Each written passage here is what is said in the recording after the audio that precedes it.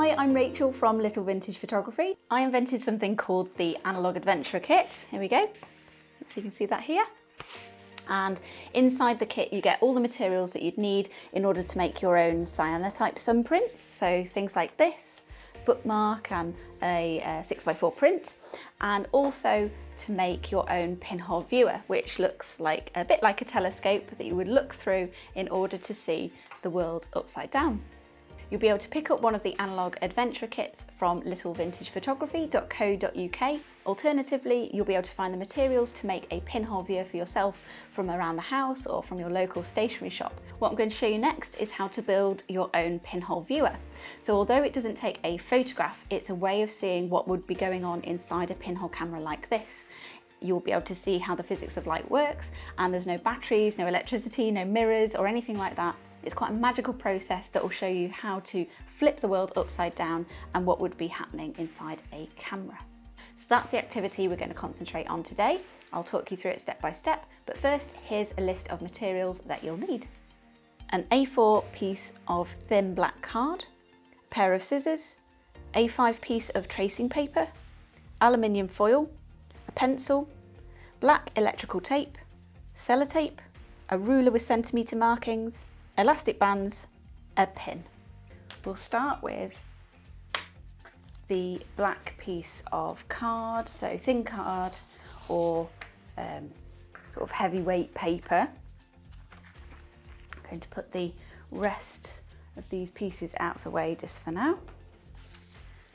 So this is our starting point. We're going to take our ruler and our pencil, and what we're going to do is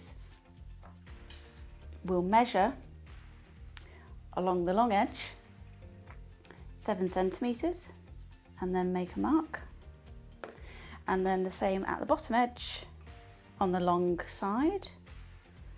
Again, measure 7 centimetres and make a mark there. Using those guide marks, draw a line between the two. We're going to take our scissors and cut that strip off the end of the A4 piece. So we've now got a strip and a larger piece of paper. We're going to put the large piece to one side for now and concentrate on the smaller strip. What we'll want to do is bend this round in order to create a cylinder, a small cylinder, something like that. And again, we can take our ruler and have a little look at the diameter, and what we're going to aim for is to have a 5 centimetre diameter, so that's obviously across the middle of the tube itself. So something around there will be our ideal point for sticking. What I like to do is put the sellotape straight along here and then just tuck in the ends, because it will actually help to make it a little bit stronger as a tube and it will stop it from unravelling. Once we've got our little tube, we can put that to one side, and we're going to do exactly the same with our larger piece. We don't want it to go inside or outside, we want it to be about the same diameter. So we've got a nice tube there, larger one here, small one here, and we know that they're both going to be approximately 5 centimetre diameter. I'm going to put the large tube out the way. I'm now going to bring in my piece of tracing paper. Okay, so we use this sort of semi-transparent, semi-opaque tracing paper in order to create what would be on a digital camera the screen that you look at the image on. So this is actually going to be the screen where the image will be projected.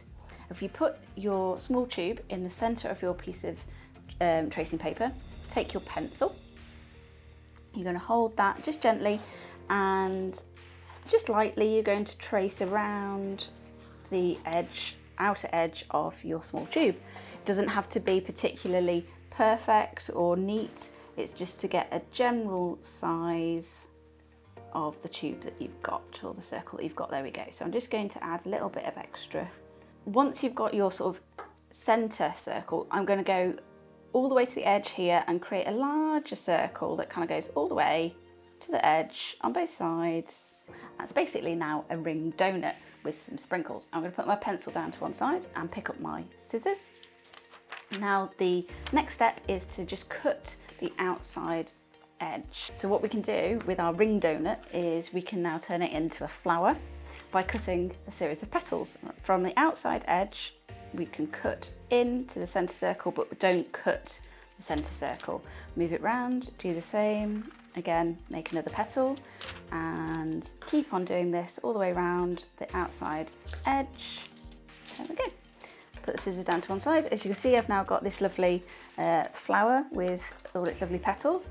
The helpful thing about that is that when I very gently just press this down, you can see that it will now sit quite well around the edge of a cylinder. I'm going to press this very gently down with this hand, holding the tape with the other. This bit can be a little bit fiddly, so just take your time or see if you can find an extra pair of hands, somebody to help you, just to make sure that you don't get too frustrated with it. Just nice and gently, and we now have an area that's going to be our screen. So when we actually attach this and finish off the pinhole viewer itself, that will be where we will see the image on the screen here. We're going to attach the small tube to the large tube. We need to make sure that we've got those two sort of facing each other. The screen's facing to the top of the large tube. So that's just going to hold it in place. I can start to have a quick check and see if that's actually held on okay. Yep, lovely. Now what I'm going to need to do now is add some black electrical tape to seal that gap, because obviously there's a gap with lots of light getting in here. I can add this to that gap and start to seal it up. It's all looking pretty good. So we've got our pinhole viewer nearly ready to use. Last couple of steps. One of the main ones is taking the aluminium foil. So again, in the kit I have the aluminium foil. I tend to use the stronger version just to make sure it doesn't tear particularly easily, and I fold it into this little packet as it actually helps make it a little bit easier to use. So I'm going to open it up now.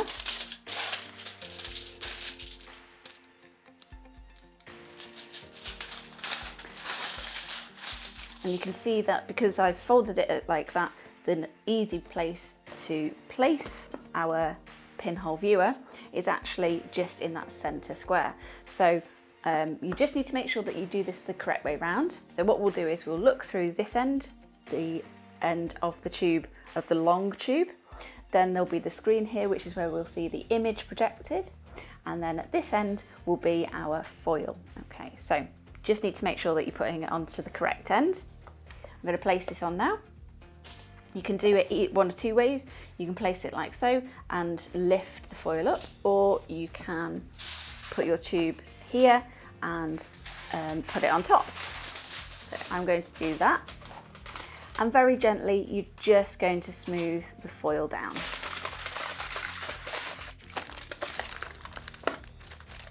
Okay. Once you have your foil, just very gently placed around the end of the tube, I'm going to take the all-important elastic bands, like so, and these are going to fit over the end to hold it in place.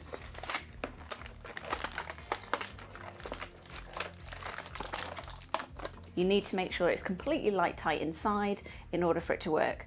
The very, very last stage is simply to add the pinhole to our pinhole viewer.